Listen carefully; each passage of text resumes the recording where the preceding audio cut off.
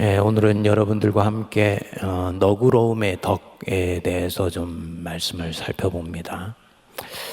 여러분들이 누군가에게 당신은 참 너그러운 분입니다, 당신 너그러우세요 라고 말을 들었다면 그분은 그의 인생 속에서 가장 소중하고 거룩한 지혜를 터득하고 있는 분입니다.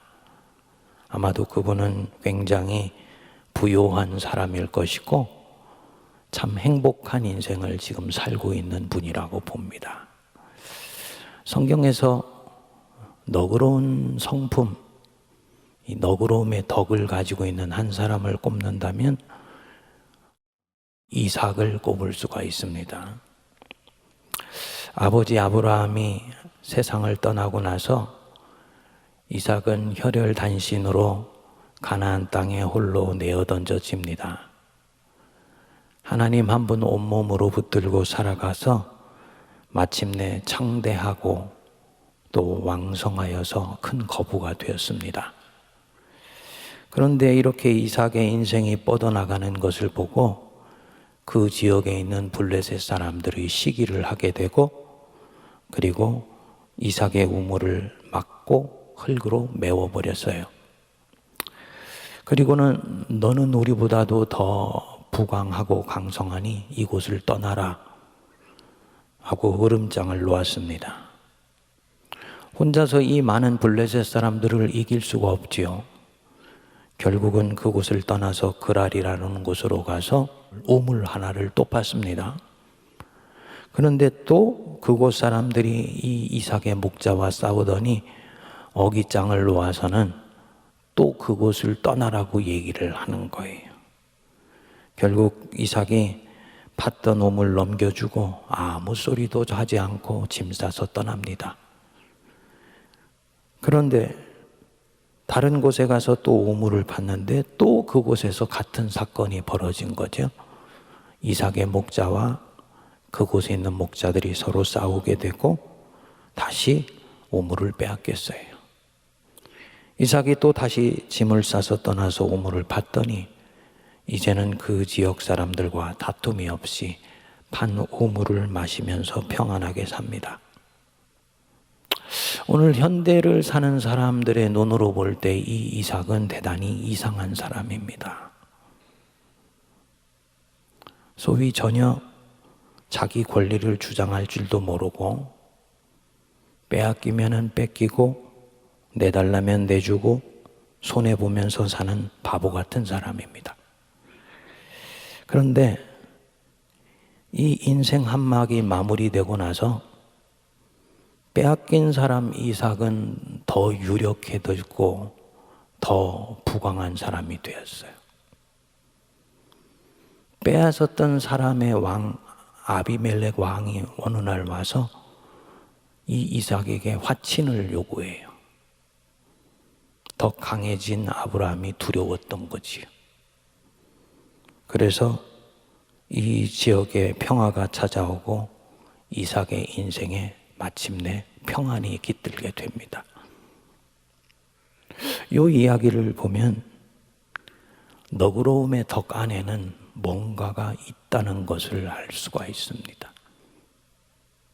이 너그러움의 덕이 하나님의 축복을 가져다 주고 세상을 감화시키는 힘이 있다는 것을 알 수가 있습니다.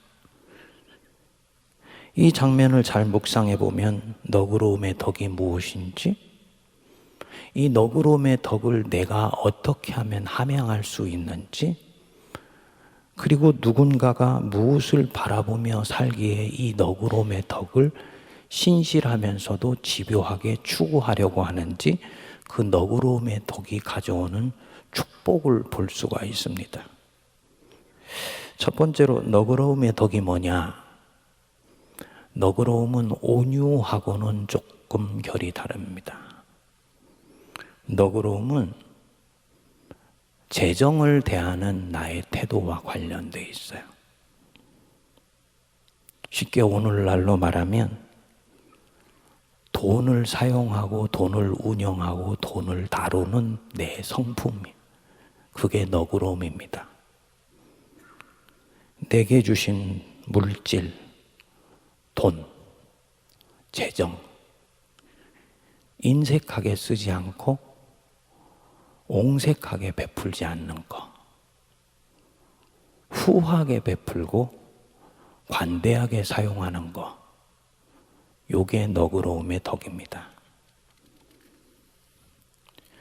그것이 사람이건 단체이건 내가 가진 것을 주님께 드리듯이 힘껏 쓰는 것, 요게 너그러움입니다.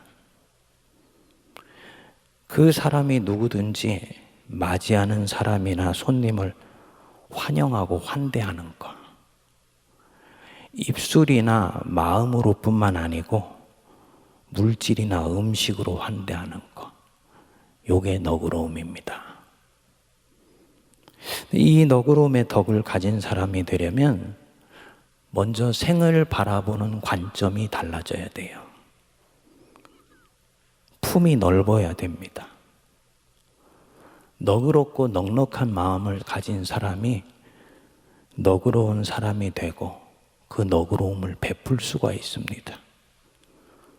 옹색해 보이거나 인색해 보이는 사람 안에는 인생을 대단히 옹색하게 보고 있는 마음이 자리 잡고 있는 거예요. 이 사람에게는 해결하지 못한 어떤 증세가 있습니다. 두려움입니다. 두려움. 인생의 길은 조금만 발을 헛디뎌도 밧줄에서 떨어지는 줄타기와 같다. 늘 조심해야 되고 늘 경계해야 되고 늘 준비를 단단히 해야 되고 한 발만 살짝 옆으로 발을 디뎌도 큰일 나게 된다. 이런 마음이 늘 도사리고 있습니다. 그렇기 때문에 이 물질 만능주의 세상을 사는데 가장 중요한 힘이고 무기는 물질이고 돈이라고 보는 거예요. 당연히 이 사람은 물질에 넉넉할 수가 없어요. 자기에게도 인색하고 가족에게도 인색하고 다른 사람들에게도 후대하지를 못해요. 이삭은 달라요. 이삭이 큰 부자가 되기 때문에 그렇게 우물을 파고 파서 남 좋은 일 시키는 건 아닙니다.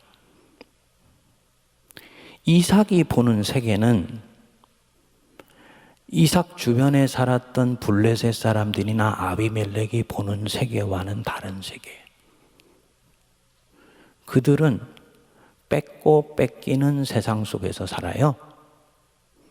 이삭은요, 뺏고 뺏기는 세상에서 살지 않습니다. 하나님의 은혜의 세계 안에서 살아요. 그렇기 때문에 이 하나님의 은혜의 세계 안에서 사는 이삭한테는 두려움이 없지요. 주님의 은혜의 손길에 의해서 이끌려가는 세상이니까 두려움이 없지요. 나는 부족하여도 영접하실 것이니. 아까 마지막 찬양 기억하세요? 그 찬양 후렴구 하는데 저도 모르게 그냥 눈물이 후주룩 쏟아지더라고요. 나는 부족하여도 영접하실 것이다. 그게 우리가 주님 앞에 갔을 때만 벌어지는 일이겠습니까? 지금도 마찬가지죠. 나는 늘 부족하고 나는 늘 깨지고 나는 때때로 죄짓고 허물이 많지만 하나님은 늘 나에게 선대하신다. 그분은 나를 너그럽게 대주신다. 이거를 어느 날 이 이삭이 알게 된 거예요. 원래 이 사람 이삭도 아브라함만큼 굉장히 두려움이 많은 사람이었어요. 그래서 아버지가 죽고 가나안 땅에 기근이 찾아오니까 아버지 때처럼 또 애굽으로 도망가려고 그랬어요. 하나님이 찾아오셔서 그 걸음을 막았지요. 이삭이 이때 믿음을 실어서 가나안 땅에 머물렀지요. 그런데 놀랍게 그 해 수확이 엄청나게 거두어지고 이삭이 큰 거부가 된 거예요. 그리고 이때 이삭은 알게 돼요. 여호와는 나의 목자이시구나. 그분의 손 안에서 펼쳐지는 내 인생에는 부족함이 없구나. 이분의 손 안에 있으면 나는 푸른 초장에 누일 것이며 하나님은 나를 쉴만한 물가로 인도하실 것이다. 나는 부족하여도 영접하실 것이다. 이걸 알게 된 거예요. 이 하나님을 알게 되니까 이 사람이 두려움이 사라지게 됐습니다. 모든 신앙의 출발은 여기서 시작됩니다. 하나님을 알게 되면 하나님이 나를 후대하시는 하나님이다. 그분은 내가 당신께 사랑받을 만한 짓을 했기 때문에 사랑하는 분이 아니시고 내가 당신을 대하는 태도와 상관없이 한결같고 일관되게 나를 사랑해 주는 하나님이다. 요거 알게 되면 그 하나님이 다스리시는 세상이 은혜로 가득 찬 세상이라는 걸 믿게 돼요. 은혜로 가득 찬 세상이라는 것을 믿게 되면 그 세상에 초대받아서 사는 내 인생은 하나님으로 인해서 절대로 안전하다는 것을 확신하게 돼요. 여기서 너그러움의 덕이 나오게 되는 겁니다. 아, 나는 하나님의 백성이구나. 하나님은 나의 목자시니 내 인생에 그를 신뢰하고 살면 내게는 부족함이 없구나. 이삭이 이거를 깨달아 알게 된 것이죠. 여러분 어떠십니까? 이삭을 이끄셨던 이 하나님이 동일한 여러분들의 하나님이시라는 것을 믿으세요? 그분이 예수 그리스도의 아버지시고 믿음의 조상된 아브라함의 하나님이며 바로 내 하나님이라는 걸 믿습니까? 그러면 그 하나님은 우리에게도 너그러우신 분이라는 것을 믿으셔야지 됩니다. 내가 그분을 사랑할 때만 사랑하는 것이 아니고 내가 그분을 놓치고 시험에 들고 심지어 의심해도 우리 하나님은 나를 한결같이 사랑하신다. 그래서 내가 그분께 벌 받을까 봐 두려워서 순종하는 것 아니고 그분이 나를 사랑하셨기에 그 사람에 감화되어서 나도 그분을 사랑하며 사는 것이다. 하나님은 너그러우십니다. 내게 채우시고 입히시고 먹이시고 돌보아 주세요. 하나님 백성으로 살아가는 데는 부족한 게 없어요. 하나님을 우리가 진정으로 바르게 알아야 됩니다. 저는 여러분들께 전에도 몇 번 말씀드린 대로 가난한 집안에서 태어났어요. 우리 아버님이 저 대학 보내실 때 내는 네 위해서 할 일 다 했다. 이제는 네가 알아서 살아야 된다. 최선을 다해서 거기까지 서울의 막내 아들 공부할 수 있는 데까지 최선을 다하셨어요. 부모님한테 유산으로 물려받은 것도 없어요. 근데 20대 중반에 예수님 믿고 난 뒤에 하나님 백성으로 살아보면서 35년 동안 물질이 없어서 뭘 못하게 하신 적이 없어요.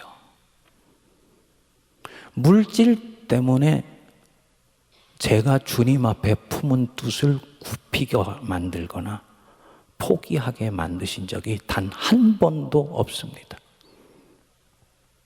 여러분 중에 나는 안 그런데 나는 돈이 없어서 인도하시는 걸음을 포기한 적이 있는데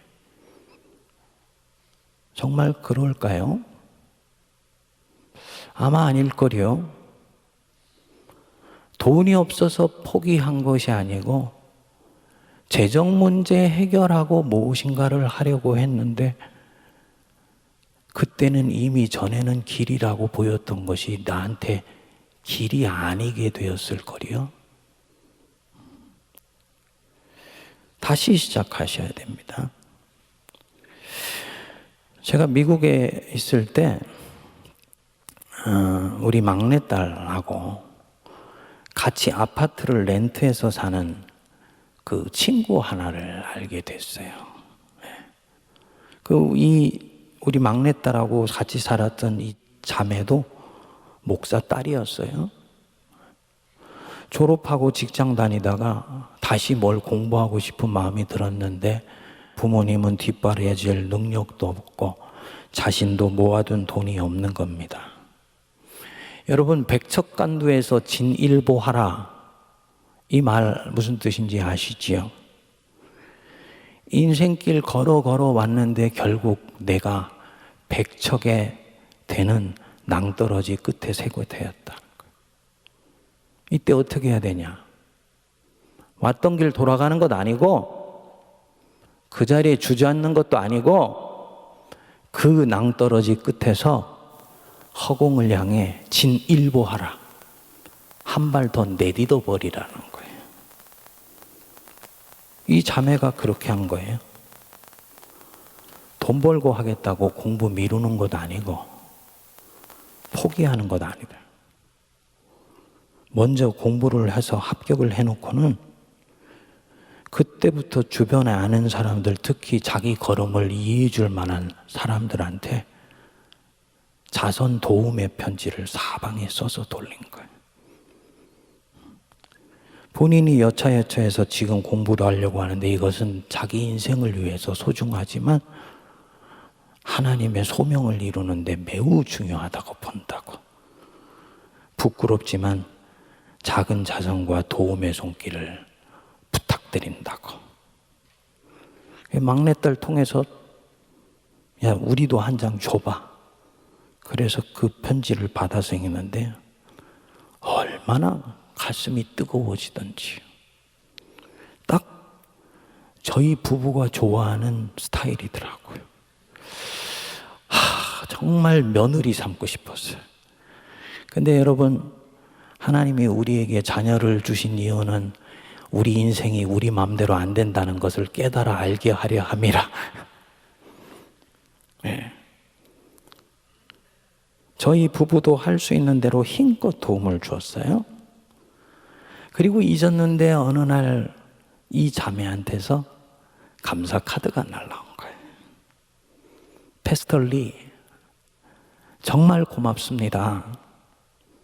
목사님과 많은 하나님 자녀들 통해서 저는 이번에 하나님이 얼마나 자기 백성에게 너그러우신 하나님인지를 알게 되었습니다. 얼마나 자기 자녀에게 풍요롭게 역사하시는지를 몸으로 체험했습니다. 사연을 썼더라고요. 등록금이 채워졌고 1년 동안 공부에만 더 집중할 수 있도록 생활비까지 하나님이 자기 백성들의 관대함을 통해서 채워주셨습니다. 읽는데 눈물이 날 정도로 가슴이 뜨거워지더라고요. 영어로 감사 카드를 썼는데 너그러우신 하나님, 관대한 하나님의 백성 표현을 썼는데요. 요 영어가 generosity. 오늘 우리가 지금 살펴보는 너그러움의 덕입니다. 여러분, 이게 천국을 침노하는 하나님 백성의 권세예요. 낭떠러지 끝에 썼다고 주저앉고 머뭇거리고 쭈삣거리고 돌아가려고 하고 포기하고 낙심하고 하나님 백성의 태도가 아니에요. 천국은 침노하는 자의 것이. 그 낭떠러지 끝에서요. 주님은 바치실 것이다 하고 허공으로 몸을 던져버리는 겁니다. 하워마스가 덕과 성품 책에서 이런 얘기를 합니다. 적어도 어떤 사람이 정말 그리스도인이고 하나님의 백성이면 그는 세상을 보는 관점이 달라야 된다. 그리스도인은 결핍에 시달리는 사람들이 아니라는 것, 그리스도인의 인생은 결핍에 시달리는 인생이 아니라는 것, 이것을 알아야 된다. 저는 믿어야 된다가 아니라 알아야 된다라고 말하는 게 너무 마음에 드는 거예요. 본인이 경험했다는 거죠. 너도 경험할 수 있다는 거예요. 그렇기 때문에 내가 가진 것을 기꺼이 누군가한테 베풀 수 있고, 또 누군가의 도움을 기꺼이 선물로 기대할 수 있습니다. 한국 사람들은 보면요, 그 며느리 삼고 싶었던 그 자매같이 하지 않아요. 자기의 솔직한 상황과 내면의 진실을 오픈하여서 내가 공부하고 싶은 공부가 생겼고 이것은 내 인생의 주님의 일을 위해서 굉장히 중요하다고 생각하는데 당신이 좀 도와줄 수 있습니까? 천장에 자선 도움 카드를 쓸 수 있을까요? 못 씁니다. 왜냐? 인생은 각자 도생이니까. 내가 다른 사람에게 너그럽게 환대하는 것처럼 하나님의 자녀는 다른 누군가에게 하나님이 주신 선물로 나를 환대하고 너그럽게 대할 수 있다는 걸 못 믿기 때문에 그런 거예요. 선한 일에 넘치게 부어주시는 하나님을 우리가 기대할 수 있어야 돼요. 이때 이 사람이 믿음의 여행을 계속할 수가 있는 것입니다. 중요한 부분이 있습니다. 너그러움은 내가 100만 원 가지고 있는데 1000원 자선하는 걸 너그러움이라고 하지 않아요. 여기서 말하는 너그러움은 더 큰 결정입니다. 인간적으로는 내 존재가 살짝 흔들릴 수 있는 바로 그 접경까지. 인간적으로는 내가 가지고 있는 경제적 안전이 위험해지는 바로 그 직전까지 힘껏 돕는 것. 이게 너그러움의 덕이에요. 그래서 그런 위협을 받을 수도 있는 결정을 하는 것입니다. 이삭이 우물을 팔 때마다 빼앗기지 않습니까? 이삭은 빼앗기는 게 아니에요. 가만히 보면요, 이 사람은 내어주는 거예요. 자기가 판 그 우물, 그렇게 해서 주변 사람이 쓰게 되면 그것은 결국은 하나님의 피조물인 이 백성들이 먹고 생명을 얻는 것이고, 하나님의 피조물들인 이 양과 소들이 생명을 유지하는 것이니까 그것은 좋은 것이다라고 보는 것입니다. 뺏기는 게 아닌 거예요. 내어주는 거예요.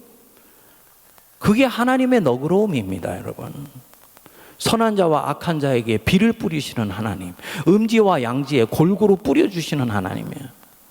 이삭이 막대한 부자여서 이렇게 하는 게 아닙니다. 당시에 여러분도 아시겠지만 한 번 우물을 파는 일은 엄청난 재정과 인력이 들어가는 일이었어요. 그렇게 해서 우물 3개를 팠는데 남의 손에 들어갔다? 아마도 4번째 우물을 팔 때는 이삭이 가지고 있었던 재산의 절반이 반토막 났을 것입니다. 성경이 그런 얘기를 기록할 수는 없지요. 그런데 이삭은 계속 그렇게 해요. 자기가 판 그 생명의 우물이 사막에서 사람들을 먹이고 살리고 목축이면 그것으로 하나님이 영광 받으신다고 믿는 것입니다. 이게 하나님 백성의 너그러움이에요. 저 사람 이교도야. 예수 안 믿어. 나한테 못된 짓 했어. 이렇게 판단하지 않는 거지. 바울이 고린도후서 8장에서 마게도니아 교인들을 고린도 교인들에게 칭찬합니다. 거기 고린도서 8장 2절 보면 이렇게 말씀해요. 마게도니아 교인들은 환난의 많은 시련 가운데서 그들의 넘치는 기쁨과 극심한 가난이 그들의 풍성한 연보를 넘치도록 하게 하였다. 무슨 얘기냐면 예루살렘에 지금 가뭄이 찾아와서 극심한 고통을 겪고 있다는 것을 듣고 마게도니아에 있는 교인들이 극심한 가난에 시달리고 있는데 바로 그것 때문에 오히려 풍성한 연보를 넘치게 했다, 그 얘기입니다. 행간의 맥락을 보면 가난 때문에 치를 떨어봤기 때문에 배고픔의 고통이 얼마나 큰지를 알고 바로 그것 때문에 예루살렘에 있는 고난을 당한 형제들에게 풍성한 연보를 넘치게 했다는 얘기인 거지. 여기서 이 연보가 영어로 제너러스티예요. 너그러움이에요. 풍성한 연보, 풍성한 너그러움이다, 이 뜻입니다. 그러니까 가난한 자들인데 오히려 풍성하게 힘껏 최선을 다해서 어려운 이들을 돕고 있다. 그게 너그러움이다. 남는 것의 일부를 주는 것이 아니다. 아마도 부자이면서도 너무너무나 쓰는데 인색한 고린도 교인들을 슬쩍 꼬집고 있는 것인지도 모르지. 제가 예수 믿어보면서 보니까 주님의 일에 헌신하는 것, 돈 많다고 하는 거 아니더라고요. 그 사람의 마음이 얼마나 부유하고 넉넉하며 풍요로우냐에 따라서 가난하면서도 얼마든지 부유할 수 있고 얼마든지 너그러울 수 있더라고요. 반면에요, 엄청난 부를 가지고 있고 은행 안에 플러스가 가득 차 있는데도 남들한테 쓰고 교회를 위해서 쓰는데 인색한 경우 굉장히 많아요. 마음이 너그럽지 못하니까 그런 것이죠. 여기까지 오면 성도님들은 너그러움의 덕을 가지려면 용기가 필요하고 믿음이 필요하구나 라고 생각하게 될 것입니다. 맞아요. 너그러움에는요, 용기가 필요합니다. 내 안에서 일어나는 온갖 생애의 두려움을 떨쳐내고 그리고 너그러움을 표현하기 때문이에요. 그렇게 도왔다가 내가 불편해지거나 경제적인 손해가 커지면 어떡해. 이렇게 마구마구 베풀다가 나중에 인생 노후가 됐을 때 정작 쓸 것이 없으면 어떡해. 이 두려움을 떨쳐내면서 누군가를 돕는 게 너그러움이에요. 근데 이 사람은 기꺼이 그렇게 해요. 왜냐? 그리스도인이니까. 누구이니까? 그리스도인이니까. 나는 하나님의 자녀이니까. 내 주님 예수님이 나를 위해 그렇게 해주셨었으니까. 본래 부유하신 자로서 나를 위해 가난하게 되심은 당신의 가난함을 인하여 나를 부욕해 주셨다. 그게 오늘의 나이다. 그러면 주님이 나를 위해 그렇게 가난해지셨듯이 나도 누군가를 살피고 돌보는 일에는 아끼거나 인색하거나 옹졸하지 않을 것이야. 물질 하나를 베푸는데 자신의 신앙 고백이 들어있다는 것을 말하는 것이지요. 하버마스가 이 대목을 이렇게 말합니다. 이 두려움에 용감하게 직면하고 자신이 참으로 누구인지를 결정할 수 있을 때 비로소 진짜 너그러울 수 있다. 그래서 너그러운 사람은 곧 용감한 사람이다. 저는 자신이 참으로 누구인지 결정할 수 있을 때, 너무 멋진 말이에요. 자신이 참으로 누구인지 결정할 수 있을 때 그는 너그러움의 용기를 내게 된다. 여러분, 성도님들 누구세요? 자신이 참으로 누구세요? 그리스도인이잖아요. 하나님, 저는 그리스도인입니다. 이 시리즈 시작하면서 얘기를 했던 걸 치면 저는 그리스도인으로 살겠습니다. 바로 그 얘기예요. 자신이 참으로 누구인지를 결정했을 때 나는 그리스도인으로 결정했다. 그랬을 때 그는 비로소 진짜 너그러울 수 있다. 이 사람은요, 자기에게 임하는 두려움에 용감하게 직면합니다. 그 두려움에 삼켜지지 않으면서 하나님의 일을 위해 기꺼이 헌신합니다. 그리고 자기 재정의 일부분을 기꺼이 주님을 위해서 드릴 수 있습니다. 마이너스가 나도 괜찮아요. 저는 미국에 있을 때 논문은 빨리 써야 되겠고 사역을 하면 논문 진도가 나가지 않아서 한 1년 동안을 사역을 멈춘 적이 있어요. 소위 그때 카드 돌려막기라는 것을 했어요. 이 카드 저 카드 돌려막기를 해도 계속 쌓여가요. 처음에 2,000불 마이너스가 났는데요, 2,000불이 태산처럼 커 보이더라고요. 2,000불이 3,000불이 되고 3,000불이 4,000불이 되고 나중에는 제 기억으로는 13,000불까지 됐어요. 근데요, 그런 가운데서 처음에 마이너스 2,000불 났을 때는 엄청나게 불행하게 느껴졌는데 다른 방법이었었죠. 시간이 지나면서 주님의 사람이 된다는 것이 마이너스가 플러스가 되는 것이 아니라는 걸 알게 된 거예요. 2,000이 3,000이 되고 3,000이 5,000이 되어도 주님의 일을 하는 데 있어서는 한결같은 마음으로 계속 갈 수 있는 영적 근력을 키우는 것이 그리스도인으로 사는 것이라는 걸 알게 된 거예요. 플러스냐 마이너스냐는 중요하지 않아요. 주님이 결국은 돌보아 주실 것이다라는 걸 믿는 거예요. 그래서 마이너스이면서도 누군가 나에게 손을 벌리면 할 수 있는 범위 안에서 힘껏 베푸는 것, 그게 너그러움이에요. 겉옷을 달라 하면 속옷도 주라. 엉터리 재정 원리입니다. 근데 하나님은 우리한테 그 삶을 살으라고 말씀하세요. 왜냐? 자신이 참으로 누구인지 결정했기 때문이에요. 셋째로, 이삭이 어떻게 이 엄청난 손실을 보면서도 계속 우물을 파냐? 어떻게 빼앗기면서도 계속 파냐? 그는 하나님이 주실 새로운 은혜를 이미 보고 살고 있습니다.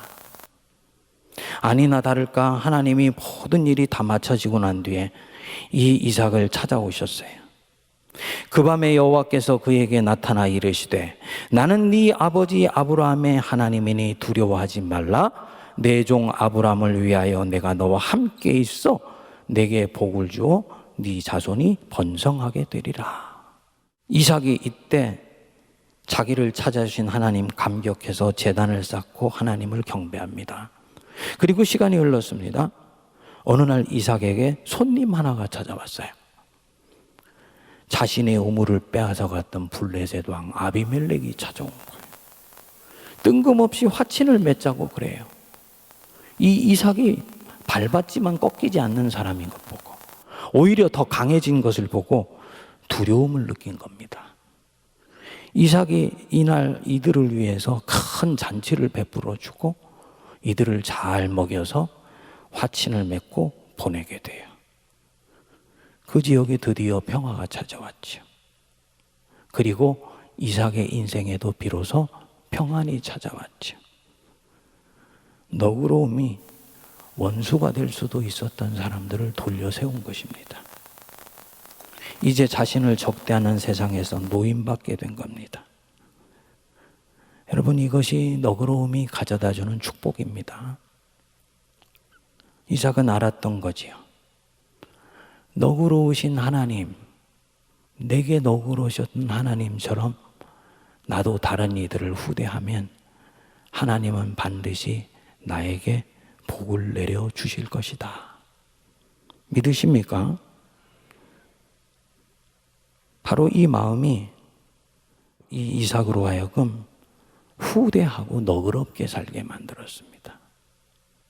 지극히 작은 자 하나에게 한 것이 곧 내게 한 것이니라. 사랑하는 여러분, 생에 대해서 두려워하지 마십시오. 베푸는 일에 인색하지 마십시오. 처음 찾아오는 손님에게 후대할 수 있을 때 그것이 너그러운 사람이에요. 세문안교회 처음 왔을 때 장로님들이 저한테 세문안교회 표로 꼭 채택했으면 좋겠다고 얘기했던 게 있습니다.